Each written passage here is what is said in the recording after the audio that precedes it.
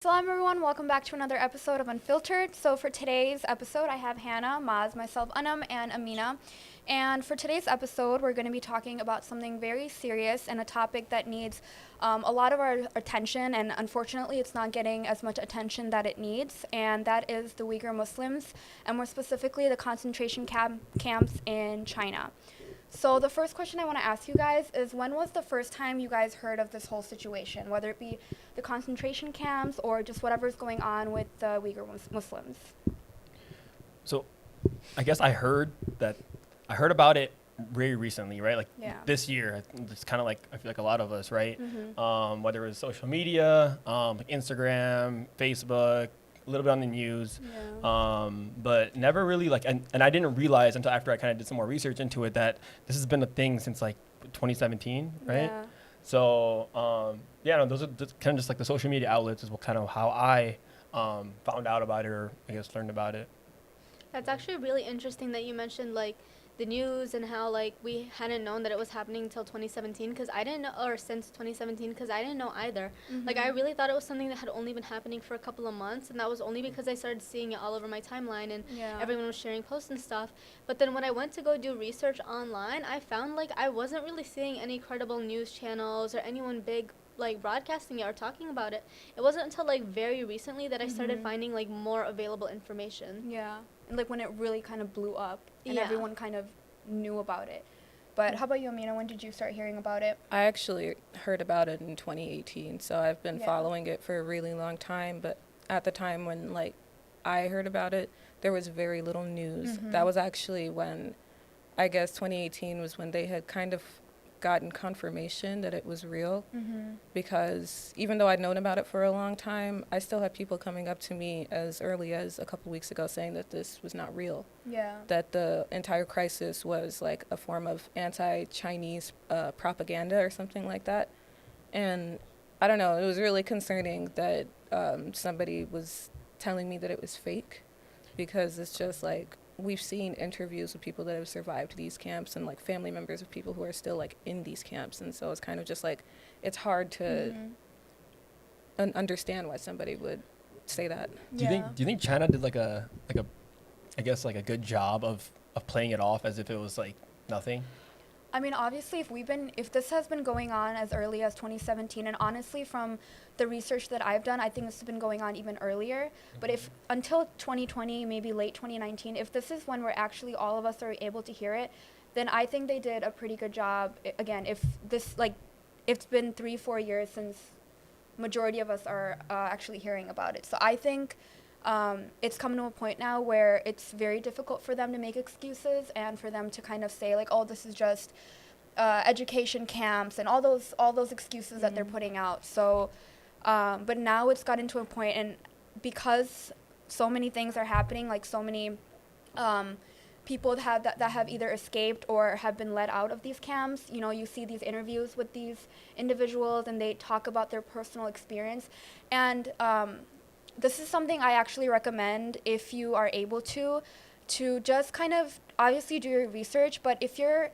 ever able to kind of just sit down and find a one-on-one interview with one of these individuals who have been in these camps before, I highly recommend watching it so you really understand how and what they actually went through. Because it's very easy to kind of find different things, like Maz said, on social media, and obviously everything that we've kind of accumulated is just through nothing is proper, so we can't really assume that this is how it is.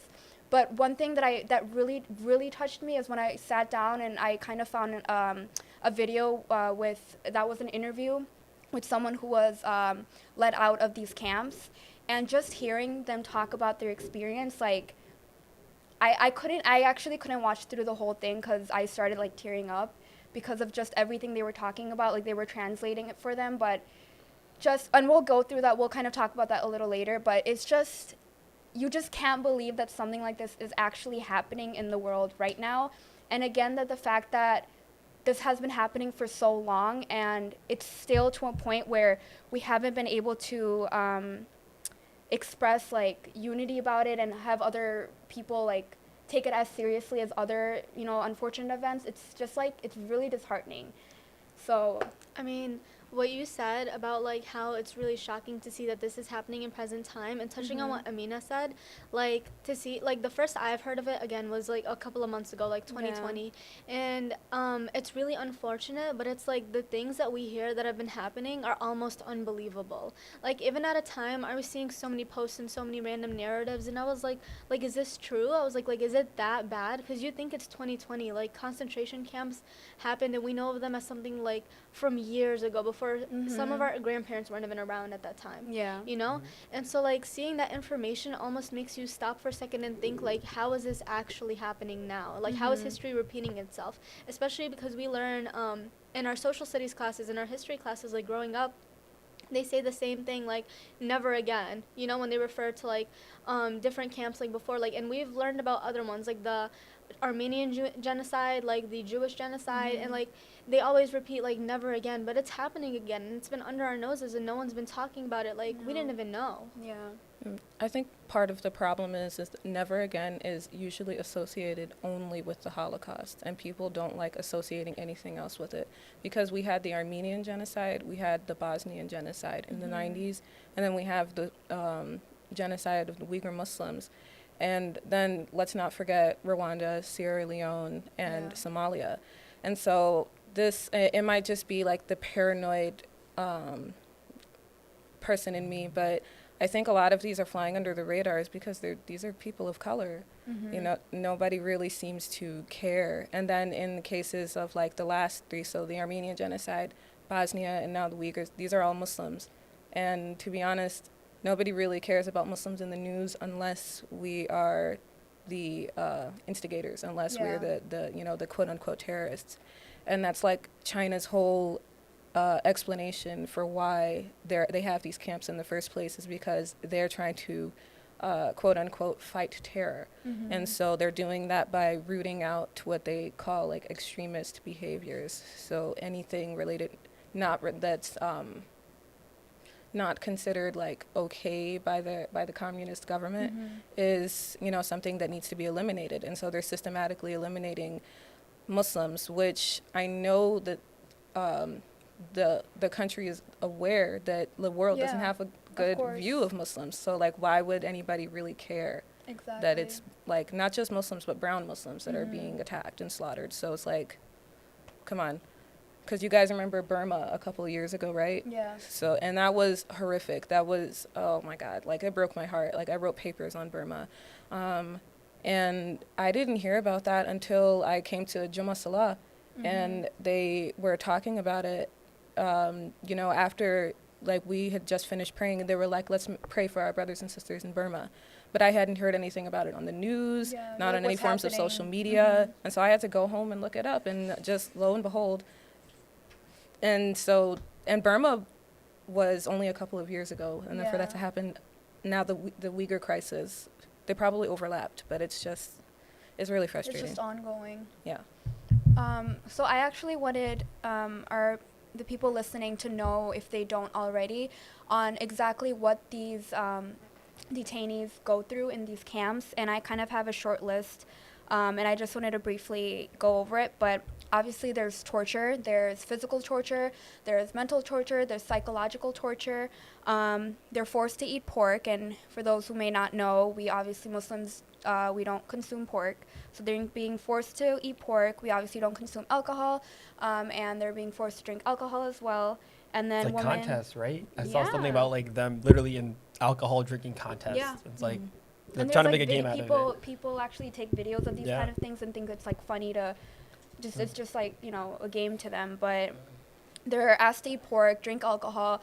The women, they're asked to take their hijabs off. If they're wearing a niqab, they're asked to take their niqab off. If their clothes are too long, they are actually cut so they can be shorter. The men there, if they have beards, they're asked to trim their beards. They're also not allowed to pray. I know again with the interview that I saw, they're just asked to recite certain things like in Chinese, or not in Chinese, but in their language. They're asked to recite like, I love our president, and then the president's name, and like, we love China, and we belong to the Communist Party or Yeah, something like something that. Just along that line. over and over. And if they don't do it, there's a separate torture chamber for them. They get sent there, and it's just It's terrible. Can't say salam, right? Can't Yeah. greet people. no. It's They're all squished terrible. into like these little rooms. Sometimes, a lot of the times, the families are separated by the children. And this is not, I'm sure there's so much more that's going on right now, but these are like the main things that we kind of encounter and we see on social media and hear about on social media, and then obviously just from initial research. But I'm sure every single time you do go ahead and do research about this, you're going to find something else that's new on a way that they're being tortured. Yeah. And there's more that's being revealed. Like Yeah. recently, it came up like where they were talking about like forced sterilization and Yeah, how I they're was gonna trying say to that.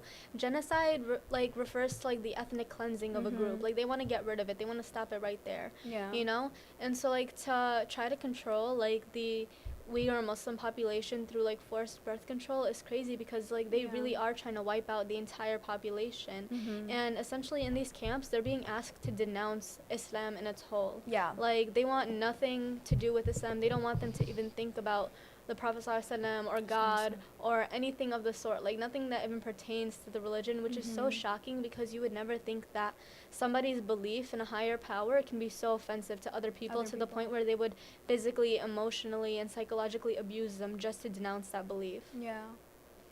No, it's really, really scary and unfortunate. But one question I do have, and this is kind of a question that I ask a lot, like just in general with the situation. Obviously, a lot of countries are not, what's the word? Responding to this crisis. But unfortunately, I think a bigger shocker is a lot of these Islamic Muslim countries are not responding to this crisis. Now, why do you guys think that this is happening? Like, why do you think, because being a country full of Muslims, that you think they would understand, you think they would, help out, reaching hands, say this is wrong, you have their leaders, reach out and say, like, this is, this shouldn't be happening. But unfortunately, no one is saying anything. Power. Well, I China's think that power. power is Yeah. definitely a big thing, and I can't speak to the smaller countries, but I Yeah. know like where Saudi Arabia and the UAE and Kuwait all have a spot at the United Nations where Mhm. they can actually talk about something, where they can make something happen. Yeah. Like, I think it's sad to not see them respond because these are like their Muslim brothers and sisters. While in that same note, like, just because a country has a spot at the United Nations or they have like an opportunity to speak does not mean that they're not suppressed. Like, for example, Palestine has a spokesperson in the UN, but they're not allowed to talk, they're not allowed to vote on matters. Yeah. And I think that that's the case for many other countries. And so I think that from the smaller countries, specifically, like, when you think about, like, the allies that they have, like they'd be blockaded, like, they'd be removed from, like, being able to, like, have resources and stuff like that. I'm sorry, I'm using the wrong term, but there's definitely a word for Yeah. when they, kind of like they ostracize you from Mhm. being able to like receive resources or anything from other countries. Yeah. But yeah, I think what you said, Hannah, and then a mix of Ma's, power is a huge play in this. And obviously we know China, like, just besides power, we just know what China is capable of. And I think another reason is because they're afraid, other countries are afraid, and they don't want to just get into this mess, But recently, a lot of, again on social media, I don't know if you guys have seen, but a lot of brands are being called out for being supporters of Chinese labor and workers, and kind of, like these big brands. And Hannah, I know you have a few brands that you can list that are part of these, they're part of this like collection of Chinese labor. Yeah, and honestly, it's brands that you would never even think would have any connections to things like that Mhm. because they're so like well known and well integrated into society, and it's things that you probably own. They're probably in your closet right now. Like, there's H&M, there's North Face, there's Nike, there's Calvin Klein, Adidas, Victoria's Secret, Skechers, Gap, Carter's. Even children's clothes aren't safe Mhm. from forced labor. Tommy Hilfiger, Zara, like. These are brands that we probably interact with and use or have purchased from in the past, maybe even the last month, and Mhm. it's sad to think that something that you may have loved before or brand that you may have loved, like now is associated with something that's so detrimental to you because it's like so close to you, you know? And so what do you think is like the best thing to do, like in terms of like supporting or boycotting brands that use that forced labor? So I think, so like, the main takeaway I would get off of the whole list of you reading off all these different names of these different companies is that the fact that they're all retailers, right? They're all, and the reason why they're all retailers is because the Jaegers, that northwest area, right, in China is like a very primary location for exporting cotton, right? So like primarily they deal with a lot of cotton that comes into the United States. I think 80% of America's cotton comes from that northwest area. What's the city? Xinjiang. And Yeah, it's Uyghur, yeah. Yeah, so that's I think that's a really big thing, just because, and I think what we should do as a country, right, is to kind of just, you know, step forward and, you know, not condone that, right? Because if we do that, then we're, you know, supporting these brands, and, you know, they're, again, like, it's like, it's not, and it's working, because there's also a huge list of brands that have actually come out and apologized because of our action, because of us, you know, either whether it be their Instagram or like commenting saying like, don't support like Mulan, like that's a prime example of like complete boycotting. And like so many people, you know, you read the comments of like their trailer that came out, or like them promoting the movie, and you see all these comments saying, nope, we're not going to watch it. Like, I love Mulan, but unfortunately just going to pass this time because you guys filmed it in an area where the concentration camps were. Just things like that, like just collectively like boycotting and like showing that we can, because no one's going to do anything if we don't ourselves show them that, okay, this is a problem. There would have been no way a movie as big as Disney, Mulan, like people have been waiting for this movie to come out for so long, like the whole live action, but we were able to, you know, spread enough awareness. And I think because of Mulan, a lot of, obviously, I think more Muslims would know about the situation in general because it has to do with our brothers and sisters. But because of Mulan coming out, because of us boycotting and writing in the comments and just speaking up, I think a lot of people outside the Muslim community has found out about the Uyghur crisis. Because I see so many people on the comments saying, I didn't know even know this was a thing, or I can't believe this is happening. How has this not been talked about more? And boycotting and bringing awareness out, I think in 2020, like out of all the years, like this is the time where we can actually make a difference by just speaking our mind and standing up for what's right. So I definitely think boycotting is a big way to go. It's not, we shouldn't stop there, we should keep going, but I think that, you know, does a huge difference. But of course, raising awareness, I think that's also a very big point, just because it's like I go on my timeline, right, and I see the people that are sharing a lot of these articles and whatnot that are on Instagram are all Muslims. And, you know, I think a big thing is that, like, you know, if we can spread that awareness to like people like outside of the Muslim community, right, Christians, Jews, whatever it is, you know, everyone's kind of had some form of genocide, right? So like by them kind of, you know, showing us that they're, you know, in support and kind of raising that awareness, you know, sending the messages, doing the same thing that we're doing, right, essentially, can you know, go a long way, because it's putting it out there on the map, and then it's kind of, you know, putting China like out there, like, you know, this is what you're doing, like, this is wrong, we're all in support of it, and we're all like against it, and that's very important. I mean, public outcry is powerful because, like you were saying, not only does this spread it to, like, obviously, like, our Muslim communities, but the non-Muslim communities as well. And that's because this problem surpasses a Muslim problem. This is a humanitarian crisis. This is something that the whole world should be seeing and saying it is not okay, because it's not. Especially where we live in a time where religious freedom is promoted across countries, and I know that not every country has that, but, you know, especially us living in the United States, like, we have that liberty of so much freedom, you know, and that's what the U.S. stands for. And it's really saddening to see that our own country has not taken a stand against that. No public statements have been made, nothing from any form of, like, government representation. I've seen that the UK they have, like, publicly condemned, like, what's going on in China right now. But it's really saddening to see, especially where we have where we're in a political climate where our administration has previously spoken against China for so many different things, but now that it's like a Muslim concerning issue, Islam, they're silent. Like, where's all the China haters now? You know, like, they're all just silent, right? And that's actually where it gets more frustrating, is because we do have a handful of American people in government speaking out, but again, it's Muslims. So this congresswoman from Minnesota, Ilhan Omar, so her, and then Rashida Talib. Yes, okay, I'm sorry. Like, I know their names, I just don't know how to pronounce them. But they have both like publicly spoken out against the Uyghur crisis and like China's handling of it. But then it hasn't gotten as far as them. And we know they're speaking out against it because obviously they're Muslim, so they have like a personal connection to it. Yeah. But we've yet to see like a non-Muslim public figure denounce it. And to be honest, that's really frustrating.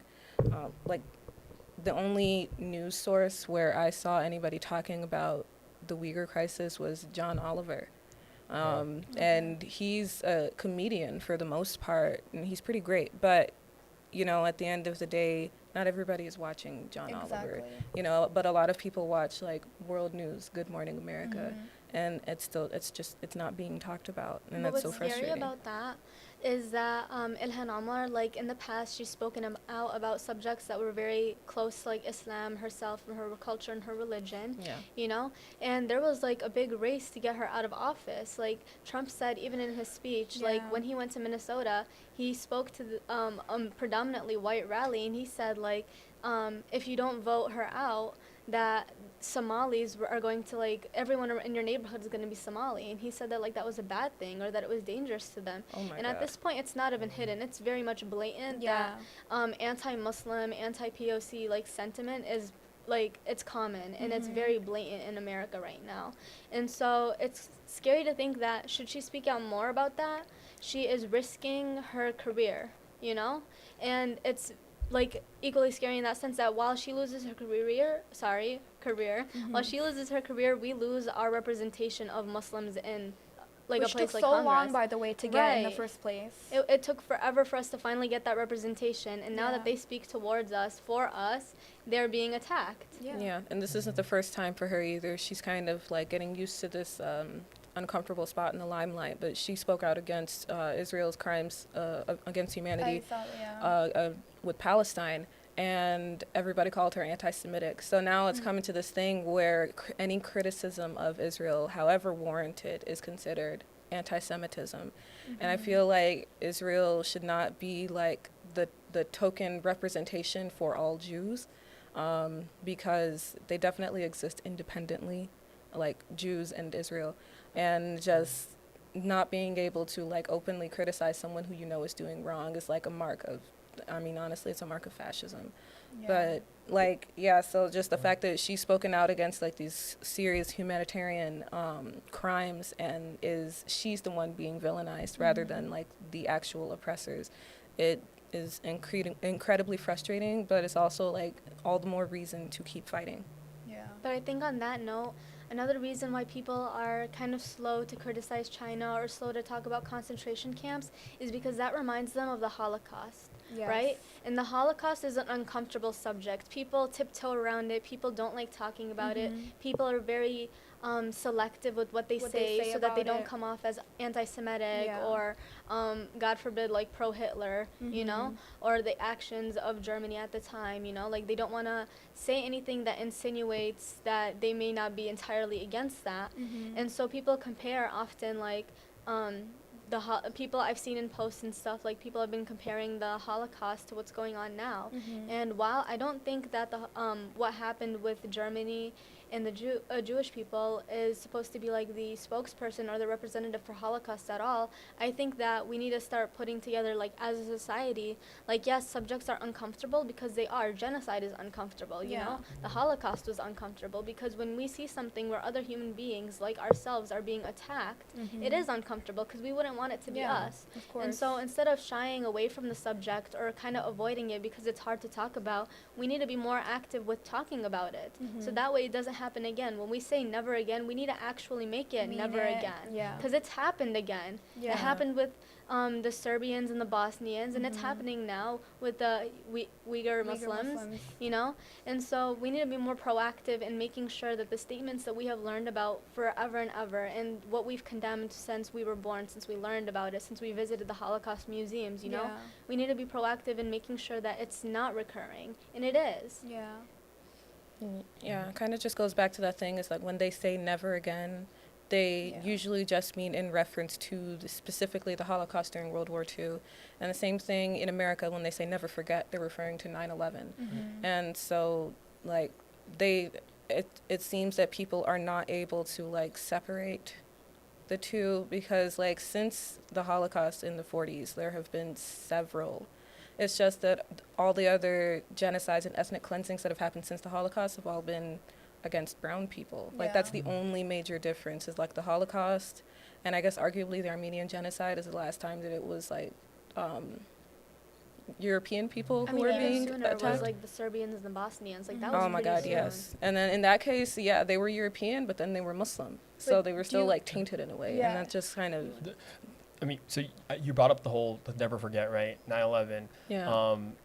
With the Uyghurs, then the whole entire thing kind of started, right, because of a terrorist attack, right, from like Uyghurs. So kind of like the same with us, right? Like the whole Muslims and the Islamophobes all came out after 9/11, right? But the difference is that, you know, we all probably got hate at a point, right? I'm sure we could all speak on ourselves as Muslims, like during, you know, we were probably a lot younger, right? So we might not have faced as much as like our parents and you know, right? But the thing is that, like, the fact that it's happening to that extremity over there, and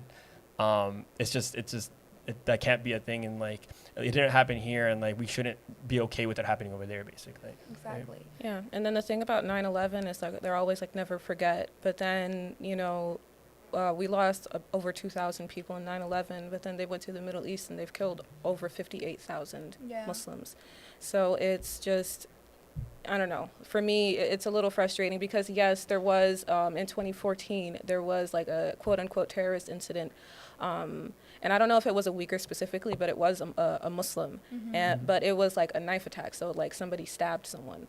Right. And so I don't think that like imprisoning 1 to 3 million ethnic Muslims is kind of like the way to solve that. I think it's at 3 million now. Yeah, too, by the way. and there's only, because the Uyghur are a minority within China, and so it's 3 million out of so that's a quarter of them. Already, and it's very frustrating. It's like the retaliation. Like the punishment, it kind of seems everybody thinks it's justified because we've had incidents like this in the past.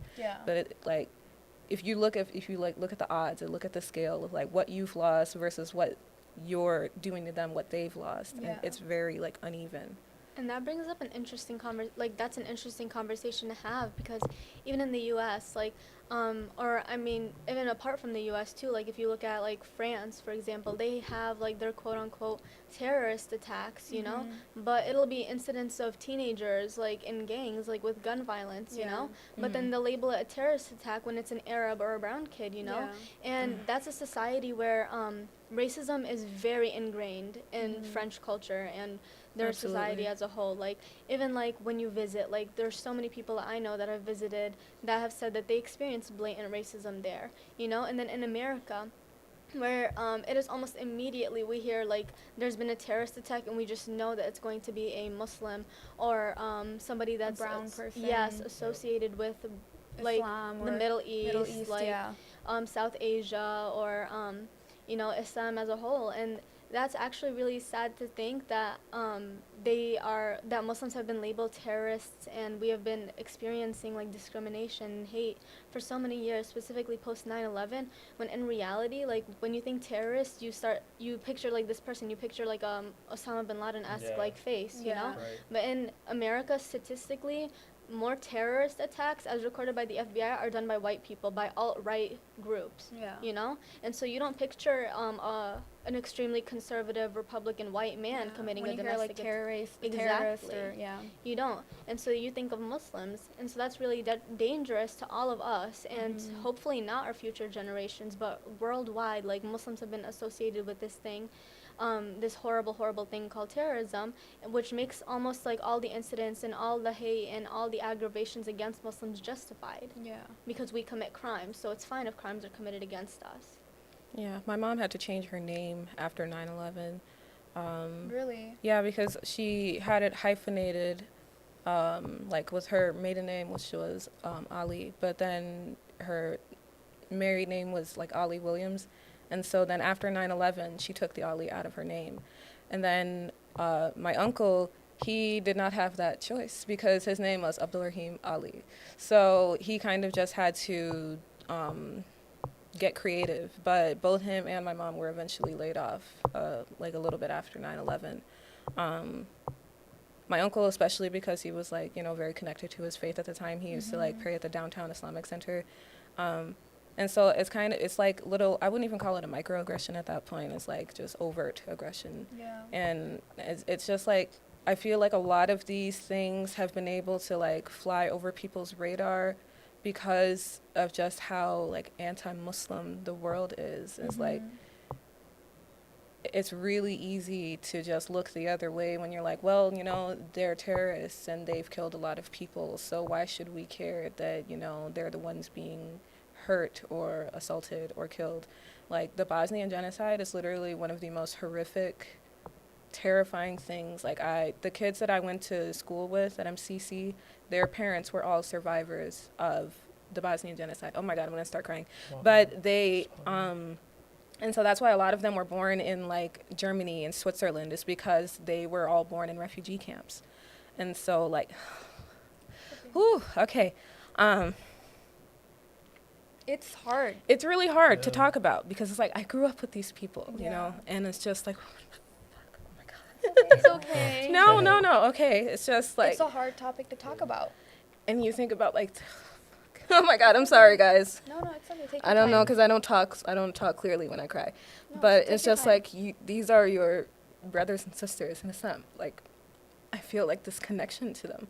Yeah. And so I think that this is constantly happening, like, not even once, but like 2-3 times a generation. So I was born in 1996. So I was born during the Bosnian genocide. And then since then, we've had the Rohingya Muslims, and then we've had the Uyghurs. So this has happened 3 times since I've been alive. And so it's really difficult to just witness that and to keep seeing this happen over and over again. And it's so taxing, you know, to be a Muslim and to see this happening. And I just, like, I don't even know what to do at this point, you know? Just like, do you ignore the news, or like, do you just like bury your head in the sand? Like, Yeah. what do you do to like protect yourself when this kind of stuff is happening to people that like you don't know them personally, but you have that deep spiritual connection to them? Of course, yeah. Because it's just like, after I heard about the shooting in New Zealand, where we lost the Christchurch, that broke my spirit, because, you know, it happened at Juma Salah, where They walked in thinking that they're just gonna be praying. and Yeah. the first thing somebody said to the shooter was, good morning, brother. And so to think that was the first casualty, that was the first person to die. And it's just like, even then,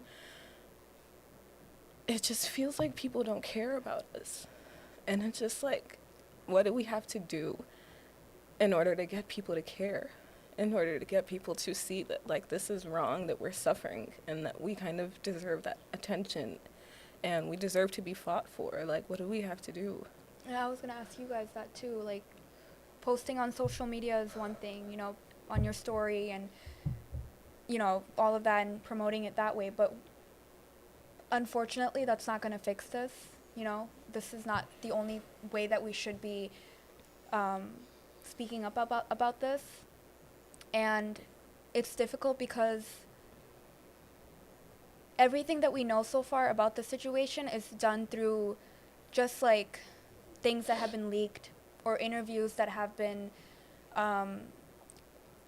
conducted through the detainees that were that left, that either escaped or were let out. So there's no like concrete evidence. Like, this is just things that we know from just finding out, you know. So how do you guys think that, what do you guys think we should do to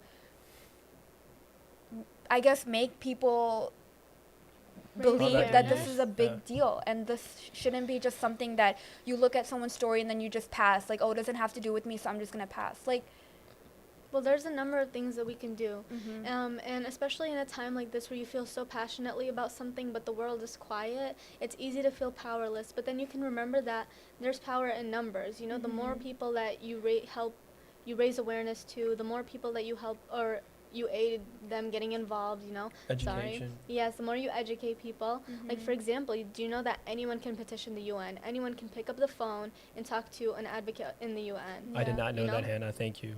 You're welcome.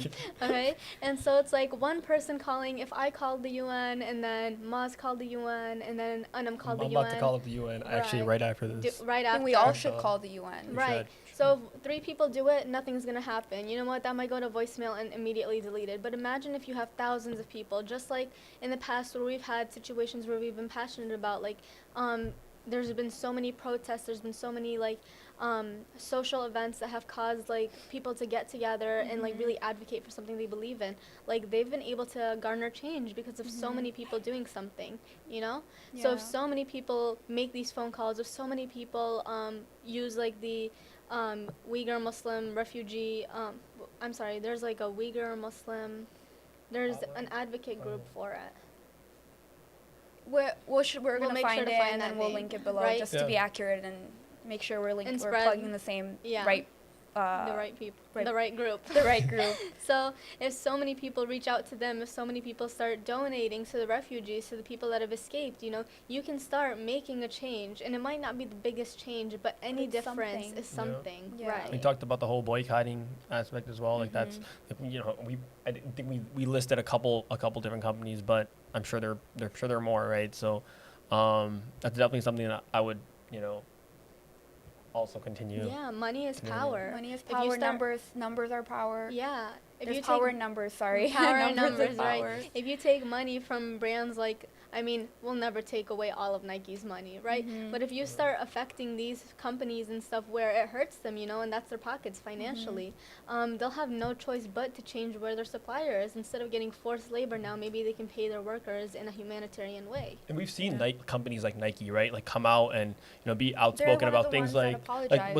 with Black Lives Matter, right? Like Mhm. everyone's seen that, right? So Yeah. like why can't they do the same for the Uyghur Muslims, right? Why Exactly. can't that be something that they could kind of step up and, you know, take, you know, initiative and just be that spokesperson for us, right? Because like if Nike is such a big company, right? So why not us, right? You know, and like on that same token, you don't just have to like boycott these groups. Like you can definitely do that, but like all of these groups have their own like forms of social media. You can call Nike out on Twitter, Exactly. or you Comment know, on it, just like what I said about Milan and Yeah. Disney and all of that. and but that and that's, to be honest, like that's how you can get people's attention. Yeah. And it's just like it doesn't just and I also wanted to say, like, we could take a page out of Black Lives Matter, out of their book, and you know, like if we as like Muslims, especially here, like unite and we march and we take to the streets and we like get outspoken and we talk about why this is happening, why people should be upset about it, then I feel like we would actually like do something about it, Yeah. or we would actually like at least get more people aware of it. And like, I don't know, I just feel like me as a Black Muslim, like I definitely feel like I'm able to like equally fight for both, because like in my case it's very interrelated. So I think there's like, I think that's something that we could do.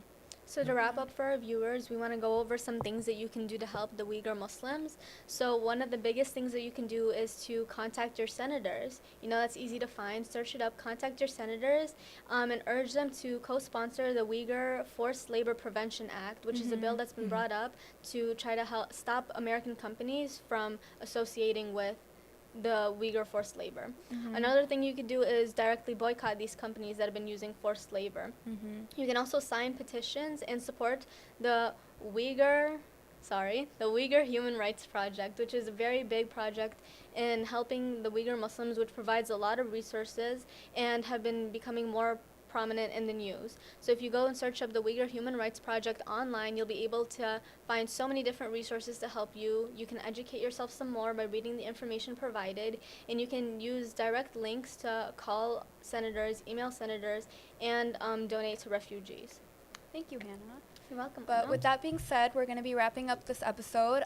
If you made it through this entire episode and got through this difficult conversation with us, I highly recommend and hope that you're able to share this episode, whether it be on your story, your page, anywhere, just so people are aware that this something like this is going on. Do your research. And yes, please do your research. And thank you again for tuning in for this week's episode with Unfiltered. Salam.